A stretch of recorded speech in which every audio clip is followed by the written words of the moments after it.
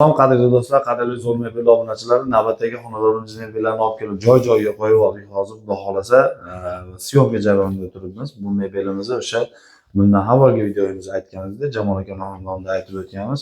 Singdor aka xonadonida turibmiz. Samarqand viloyati Urgut tumani qaysi qishlog'ida? Elpak. Ha? O'raelpakda turibmiz.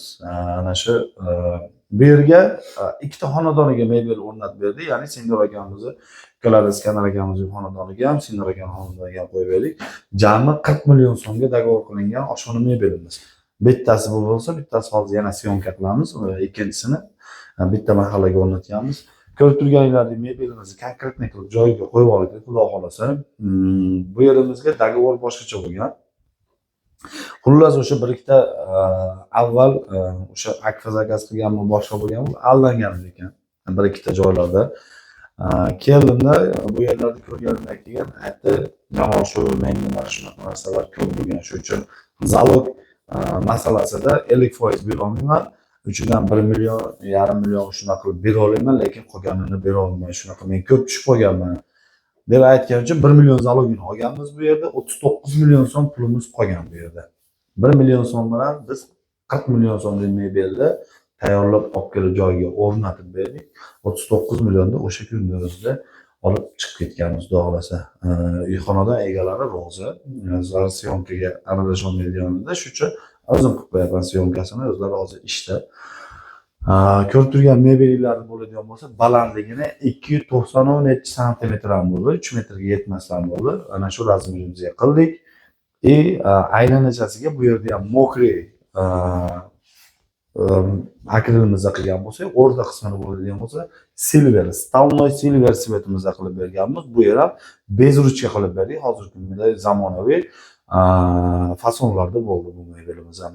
Zamonaviy fasonligi o'sha hozirgi kunda eng trendga chiqyapti. Mana bez ruchka 3 etajli, dapatalka mana patologiyacha yopib bo'lganmiz. Hamma narsasini bu yerga kelgan vaqtimda issiq suv, sovuq suv, elektromontaj, dimovod montaj hamma narsasini joyini metkasini qilib berganman. Bu oshxona bu holatda emas edi, birinchi holatda. Remontga tushirgan paytiga kelganman. Xolodilnikni almashtirish bor edi. Yaqinda xolodilnik gaz plitalari zakaz qilib qo'yibdi. Bu yerimizga xolodilnik 185-60 sm xolodilnikimiz, 60 sm, 60 sm duxovkali bu yerga gaz plitamizni olib kelib, ranglarni bir xil qilib mebeldan keyin olaman degandi. Ana nasib bo'lsa yaqinda olib kelib qo'yib bergan. Ko'rib turgan mebellar tepa eshigini o'zini 90 sm gacha cho'zib berganmiz. Sabab bo'y balandligini hisobiga 3 ta xona, har bitta eshikni ochganingizda bu yerlarimizga sushulkaning tepa tarafiga o'sha idish tarelkalarni taxlab qo'ysa, qo'shimcha yana polka qilib berganmiz. Bosh qoldirmasdan bu yerimizga dushovoy smesителimizni qo'yib berganmiz. Reflonniy 10 yil garantiyasi bor rakvinamizdan qo'yib berganmiz bu yerimizga. Bu yerlarimizda bo'ladigan bo'lsa, har doimgidek musor paqirlarini qo'yib berganmiz. Musor paqiri ham har bitta xonadon uchun, har bitta ayol kishi uchun kerak bo'ladigan narsa. Mana shunday musor paqiri chiqadi. Olib bemalol foydalansa bo'ladi. Bizga ham eng kerakli narsa musor paqirlarimiz. Mana shunday holatga qilib beryapmiz nasib bo'lsa. O'rta farqli qismini har doimgidek PVX fanellar qilib berganmiz. Gaz plitani oldigacha bo'lgan joyigacha bestik tushgan. Artib tozalasa bo'lardi, bemalol maza qilib ishlasa bo'ladi degan variantni qilib berganmiz. Plus gaz plitani orqa tarafiga Bismillahirrohmanirrohim yozilgan kalyonli oynamizdan qo'yib berganmiz. Pichoq yopishtiradigan magnit pichoq naborlarimizni qo'yib berganmiz. Bu yerimizga bo'lsa, stolimiz ustida rabochiy mestamizga go'sht maydalar, sabzi to'g'rash uchun, issiq narsalarni, qozonlarni qo'yish uchun yana bitta kalyonli oynamizni qo'yib berganmiz bu yerimizga. Bu yer bo'ladigan bo'lsa, eng kerakli joy hisoblanadi bu yerimiz ham. Duxovka, mikrolovka, plus mana bu tepasiga manti qozon, katta kastrulka, qozonlar uchun mana shunday shkaf qismini ham joylab berganmiz. Past tarafi ham xuddi shunday bo'lgan. Past tarafi ham mana shunday holatga qilib berganmiz. Ko'rayotgan bo'lsanglar, past tarafi ham kengina katta narsalarni joylab bersa bemalol bo'ladigan variantni qilib berganmiz.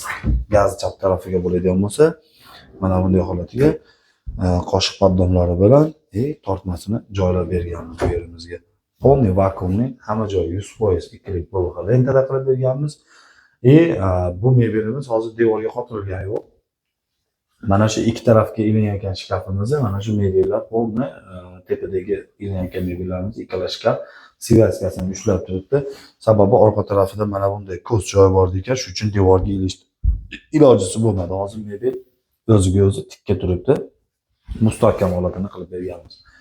Vытяжкasi o'sha договорimiz ichida bo'lgan, duxovkasi o'sha doговорimiz ichida bo'lgan. U degani duxovka, vытяжка misol uchun kerak desanglar, mana bunaqa narsalar kerak desanglar, puli отдельный qo'shiladi. Mana shu narsalarimizga ham puli отдельный qo'shiladi.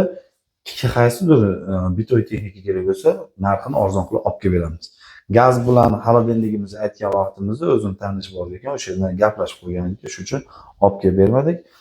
Uni o'zlari oladigan bo'lgan boshida dogorimizda. Bu yerimizga bo'lsa mana vытяжка qismini bitta ko'rsanglar, avvaldan kelganimiz уже mana shu yerda ma'lum bo'lib turibdi mana. Vытяжкamiz joyida turibdi, misol uchun rozetkamiz joyida turibdi.